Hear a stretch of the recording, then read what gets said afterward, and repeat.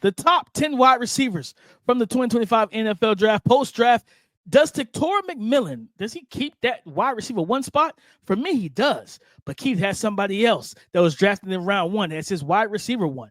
We'll talk about this and more coming up next.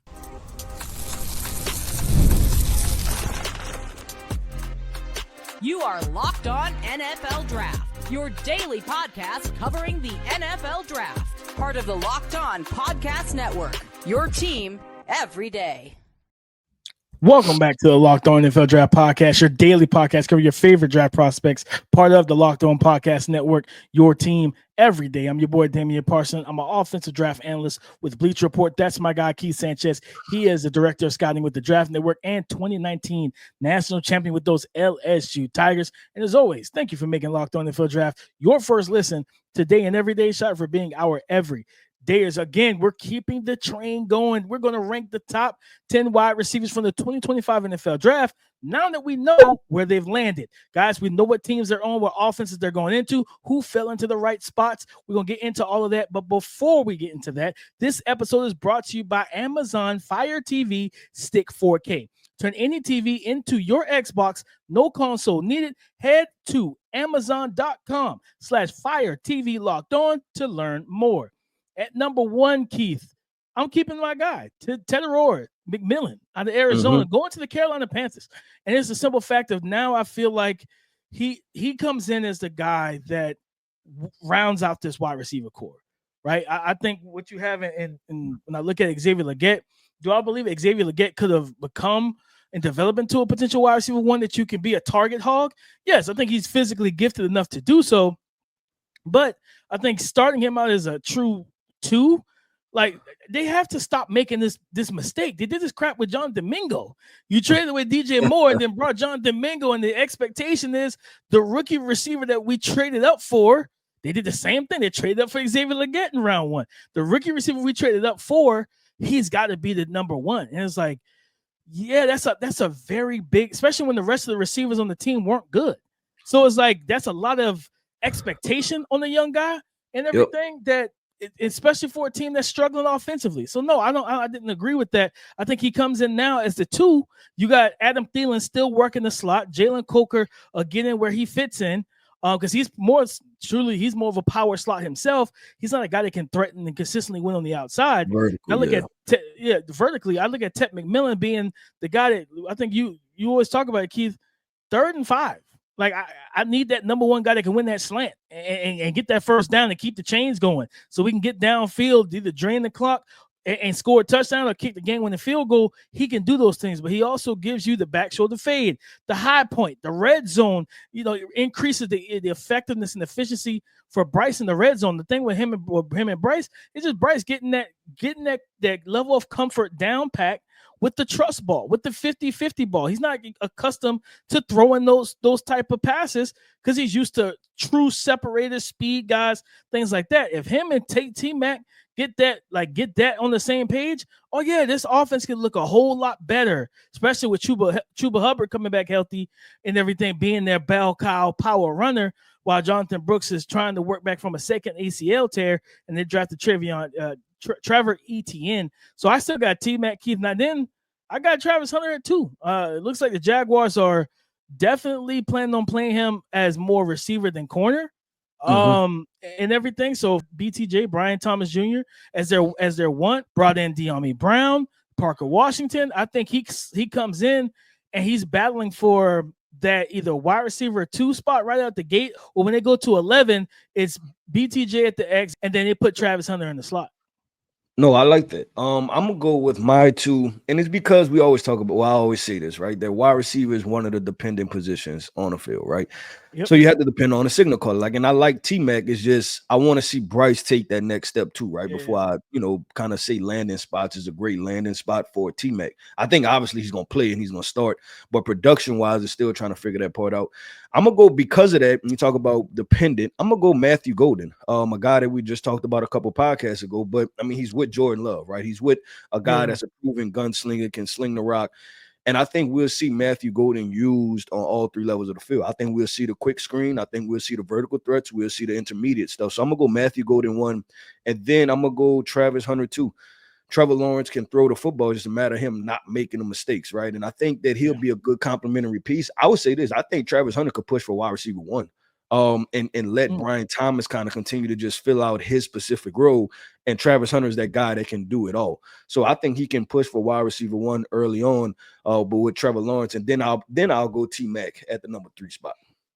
No, I like that. I think especially I was watching when I'm doing the breakdown on Travis Hunter, the receiver, and I was watching them, and I'm like, man, like, I think the ceiling is immensely high. I was like, there's so much that still needs to be learned for him playing 100%. Yep. The defeating press coverage. Like the people, like, I remember I think it was our guy Peter Bukowski was talking about, man, he's playing corner. I'm worried about his frame at corner.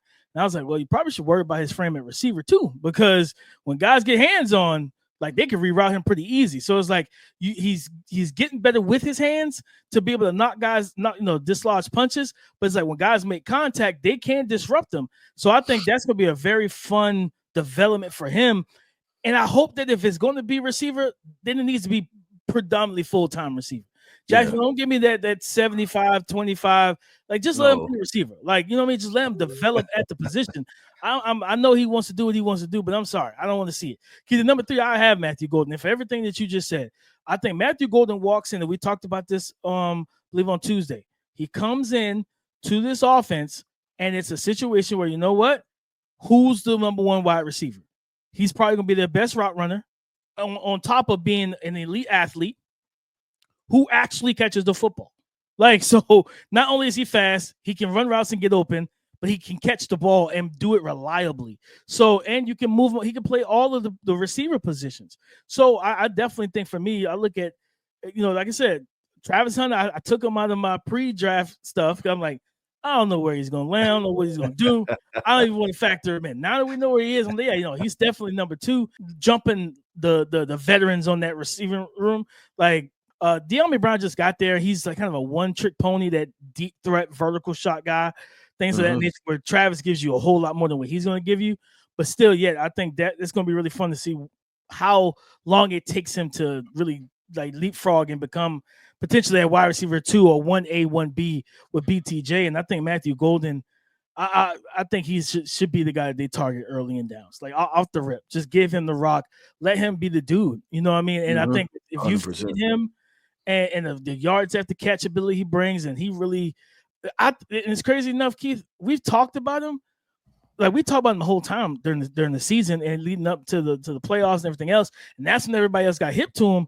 But I want people to understand he's not a finished product. Like, I don't think we've seen the tip of the iceberg with Matthew Golden yet. Nope. And it's just like, that's what's so enticing and exciting for me, is because we haven't seen the full product, right? What we saw in the playoffs and the CFP and the SEC championship game and all that good stuff, like from that point on to the end of the season, like, I think, like what you saw is great.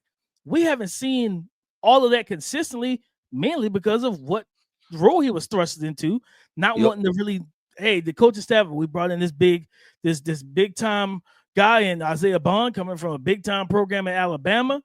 Like, he's going to be our wide receiver 1. And it didn't work out. And once they start getting Matthew Golden involved, that offense looked a lot different, man. So I think we have not seen the full development of him, and that's what's so exciting for me. Yeah, no, I agree. And real quick with the Travis Hunter conversation, DP, obviously, I went to the pro day. I seen him in person. This guy is actually bigger up top than what people think. Like, his legs, I give him that. Like, his legs are a little thin, but like across his shoulders, he's actually a broad guy. And he came in at 6 foot, 188 pounds. He looked 190 pounds in person. So I don't think he's bigger than what kind of the eye would think on film. And I was more impressed with his size than what I thought I would be. I thought he was closer to like 175, pushing 180, that type of thing. But DP, let's talk this, man. We have wide receivers 4 through 7 coming up next. Yes, we are ranking spots. Where did they fall? Who should produce? As rookies, we're talking about rookie wide receivers coming up next. Did you know your Fire TV is also an Xbox? Turn any TV into your gaming and entertainment hub with Fire TV Stick 4K devices, no console required. Just grab your pair of controllers, subscribe, or sign into Xbox Game Pass Ultimate with EA Play included, and you're ready to go. Dive into hundreds of premium titles, including EA Sports, College Football 25, to Call of Duty, as easily as you stream your favorite shows. And that feeling, right, as a father with my sons, being able to go on vacation, take our games with us without the console, right? My wife probably wouldn't be happy, but nonetheless, it's a lot of fun for me and the kiddos. So head to Amazon.com/Fire TV Locked On to get started. Xbox Game Pass Ultimate subscription and compatible controller required. Available on select devices, including Fire TV Stick 4K 2nd Gen, Fire TV Stick 4K Max 1st and 2nd Gen, and Fire TV Cube 3rd Gen.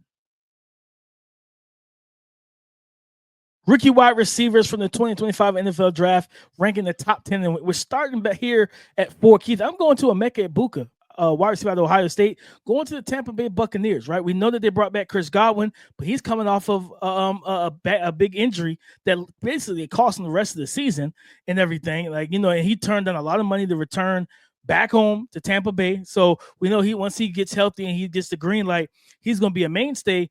But I think Emeka Egbuka is probably going to be the guy in the slot. Now, I wouldn't be surprised if we see more Chris Godwin at the Z spot than playing that power slot anymore. I think we might see him more out wide and allow Emeka and Jaylin McMillan to rotate into that slot spot.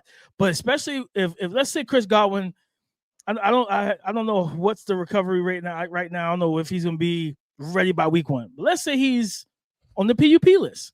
Man, I think Emeka Egbuka is going to be a high target guy. And listen, stock up for my guy Baker Mayfield, man. Let Baker bake. Like, let go out there and cook. You know what I'm saying?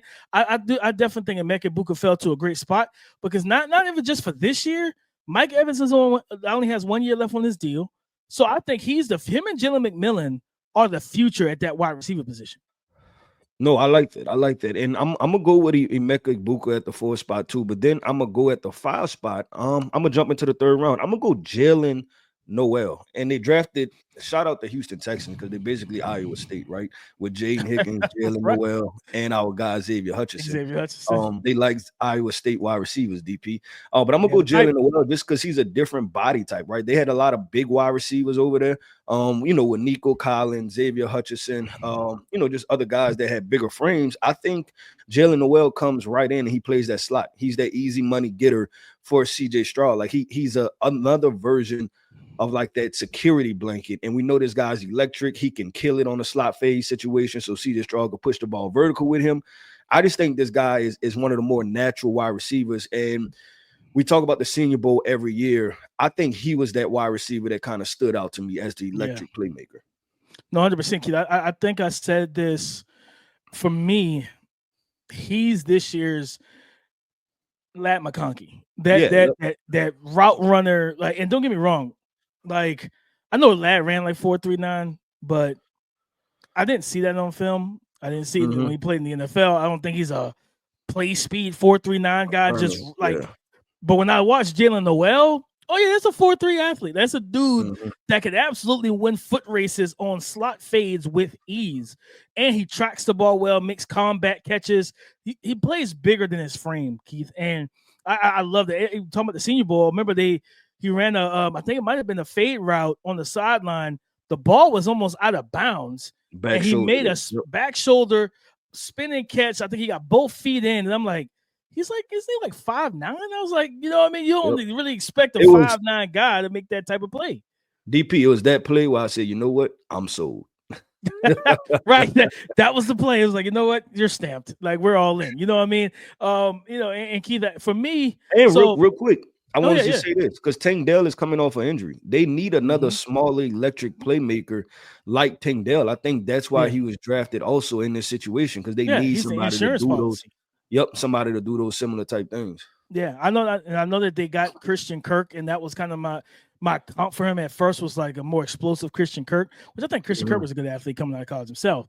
But I do think that Jaylin Noel is going to have a role. At number 5, I actually have Jaden Higgins, the teammate. I think Jaden Higgins comes in, and I think this is good for Higgins. Was he overdrafted for my liking? Yes, I did not have him this high. I had him like 3rd round, but I think he comes in as the guy. We know Nico is going to take 2 defenders with him.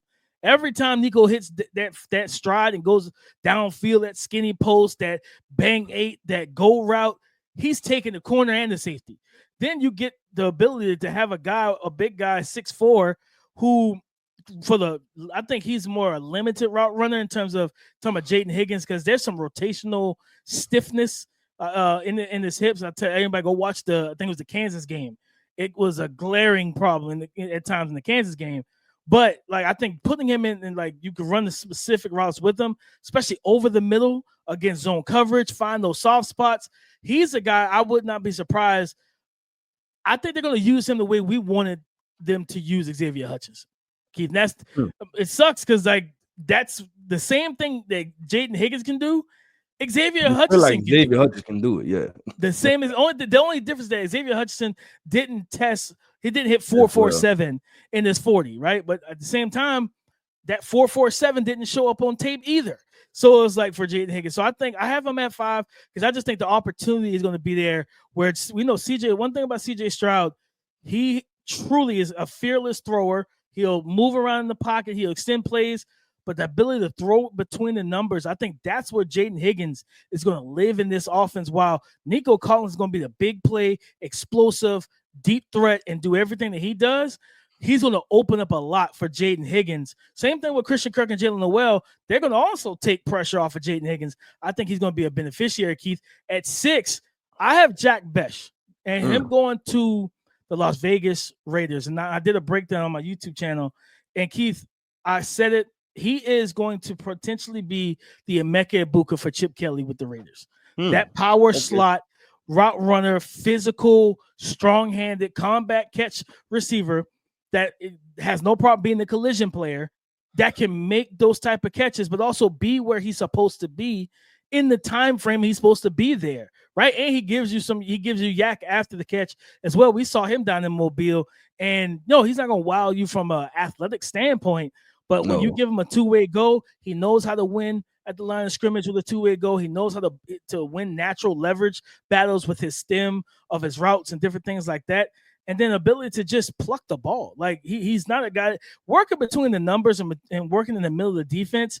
When you're not afraid of taking contact, you'll reach and just completely forget that your ribs are exposed to make a play. Like that's the guy I want on my team because he's going to do the stuff of being the glue guy, do the dirty work. So I got Jack Besh at 6. No, I'm gonna go with your guy, Trey Harris, going to the Chargers, right? And I think he rounds out that wide receiver core. They have Ladd McConkey, being able to dominate the slot. They have Quentin Johnston, who I think he's going to take another step forward this year. And then you insert him, like I believe they lost Josh Palmer. We even said that's a good comp for him from a 40-time perspective and everything. I think he's a young guy that will be able to stretch the field vertically because he has deceptive speed. He can make contested catches. He might be a red zone target also for Justin Herbert. So I'm gonna go with Trey Harris at the number 6 spot. Yeah, I actually had Trey Harris right below Jack Besh, Keith. I had him for the exact same thing as you just said. I know they brought back Mike Williams, so I could potentially see the veteran nod, giving him the nod early on. But yeah, Trey Harris, being able to having that deceptive speed, but also being a good route runner and separator himself against man coverage, having the ball skills, body control to make the plays at the catch point. And like you said, really well, like rounding out this receiver core, because I do think that that Quentin Johnston's going to take another step. He took a step last year. He caught the ball better than he did in his rookie year. I expect him to improve in that again. And then Ladd McConkey, they did a lot of stuff with Ladd, know how talented of a route runner he is, and they would get motion, different things like that, push defensive backs off ball, and just let them cook, right? Give them space, say, Ladd, go do your thing. And now if you still do that, and then Quentin Johnston's getting involved, and now then as the season goes, you get Trey Harris going. Like, yeah, if I'm Justin Herbert, I'm like, yeah, I feel like we can go into the playoffs right now and finally get that dub that we've that's been eluding us, especially after, like you talked about, on yesterday's pod with the O-line, right? Just putting Mekhi Becton. I forgot to say it when you talked about Amari Hampton. If I'm Amari Hampton, I'm telling him right off the rip, run me to the right, run me to Becton and Joe Alt, run me right behind those guys. You know what I mean? Let me get that right side going because I feel really good about that side of the football in terms of the power and strength going forward. So, yeah, I think Trey Harris, he's my 7 guy, and I wouldn't be surprised if he ends up kind of like literally climbing this list by the time we get to the end of the season. Yep, I agree with DP. Let's keep this thing going, man. Wide receivers 8 through 10 landing spots. Yes, we're about to get in our bag, find those draft gems for wide receiver landing spots coming up next. As a small business owner, your work doesn't end when the clock hits 5. Your business is always on your mind, which means when it's time to hire, you need a partner that works just as hard as you do. That's where LinkedIn Jobs comes in. When you clock out, LinkedIn clocks in. LinkedIn makes it easy to post your job for free, share it with your network, and get qualified candidates all in one place. Post your job. LinkedIn's new feature can help you write job descriptions and then quickly get your job in front of the right people with deep candidate insights. And here's a pro tip. Add the hashtag hiring frame to your profile picture to double your reach to qualified candidates. No wonder 72% of small businesses say LinkedIn helps them find high quality hires. Post your job for free at linkedin.com/lockedonnfl. That's linkedin.com/lockedonnfl to post your job for free. Terms and conditions apply. Thank you for making Locked On NFL Draft your first listen today and every day. Shout out for being our every day is ranking out and rounding out our top 10 wide receiver rankings for the 2025 NFL Draft. Post-draft, Keith, at number 8, I have Luther Burton III going in the second round to the Chicago Bears. Keenan Allen is currently still a free agent, and I don't think he's coming back. I think that was a signal that we found our new slot receiver who's younger, more explosive, more dynamic after the catch. Does he run routes and releases well as Keenan? No, but you're hoping that he can eventually get or improve in that area. And some people might hear this and like, dang, DP was a top of the second round pick. Why you got him at 8? I think it's going to be a situation. It's a lot of mouths to feed in that offense now.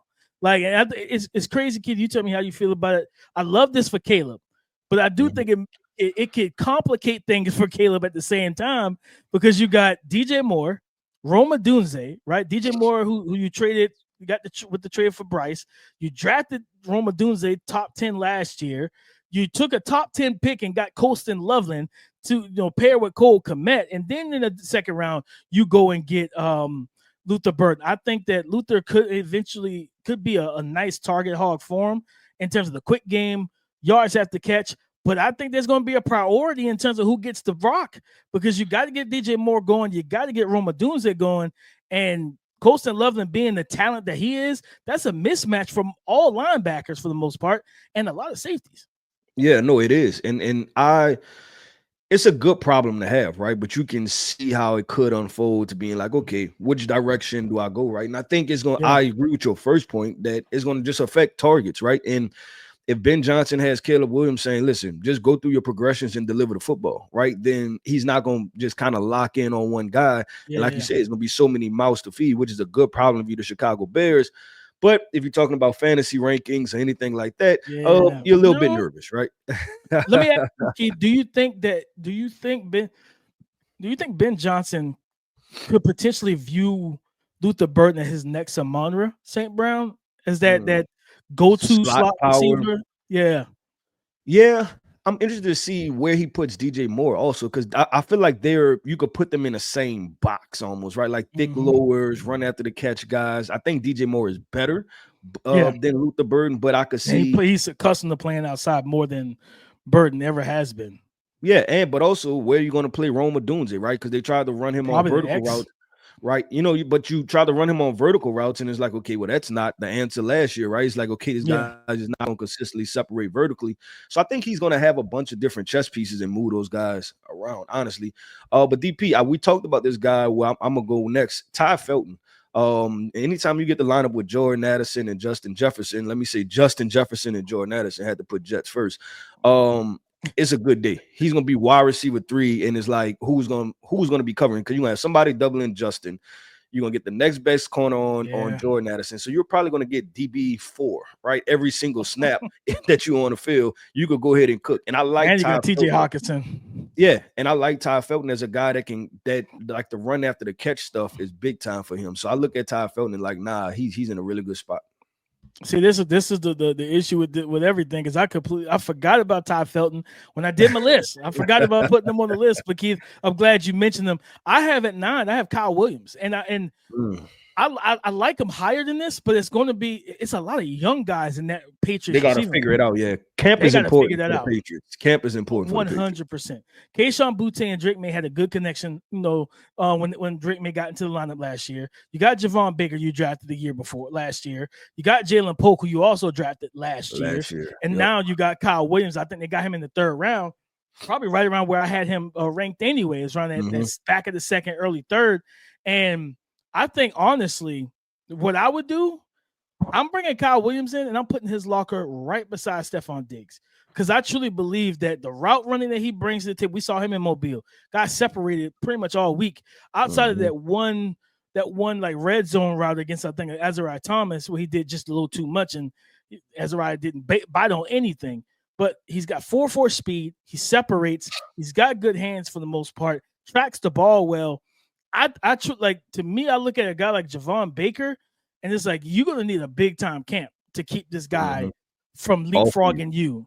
Him and Jaylin Polk, to be completely honest. I think both of those guys better come into camp ready to fight for that position, because this guy knows how to get it done. He's a big time playmaker with big play speed.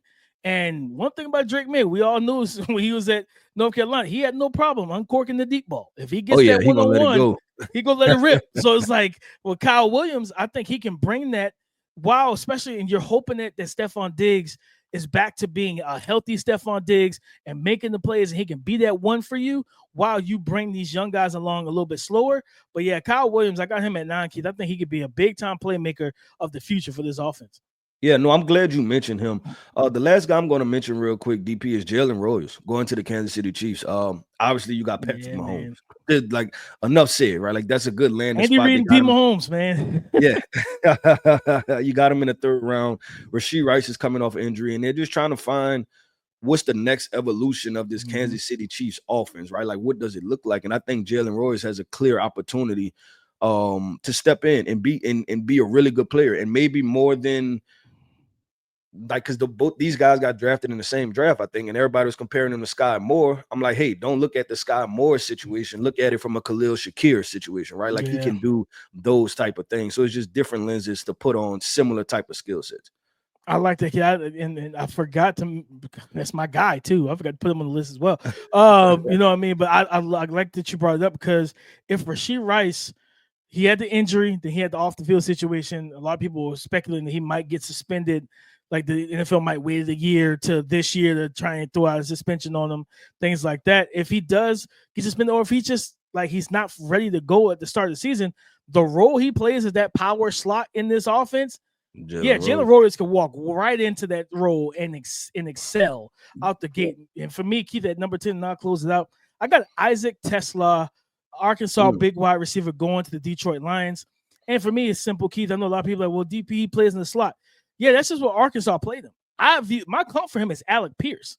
Like, this guy has big speed. Once he gets the stride open, he's a build-up speed guy, strong physical receiver, solid route runner and everything like that. But he tracks the ball well. He can make plays at the catch point, and I truly believe he could play the outside role. I know they got Tim Patrick, right? You got Jamison Williams, you got Amon-Ra St. Brown.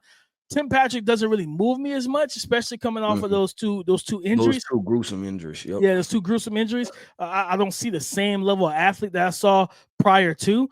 I think Isaac Tesla, I think that he fits Dan Campbell. This is a physical dude. He's strong. He plays with that strength, and he's a willing blocker too.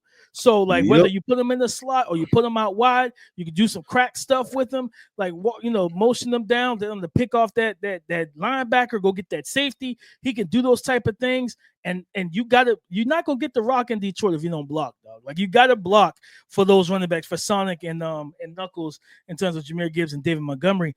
I think this is one of the more slept on selections at the receiver spot in this draft is Isaac Tesla going to the Detroit Lions. And I think Jared Goff is a quarterback with his accuracy playing from the pocket could give him a lot of high quality targets. Yeah, I like the Alec Pierce call out. I didn't even think about that in regards to Isaac Tesla. Like I didn't think about that at all, but I like the call out. But he played a ton in the slot, man. I think he could play out wide, Keith. I like that.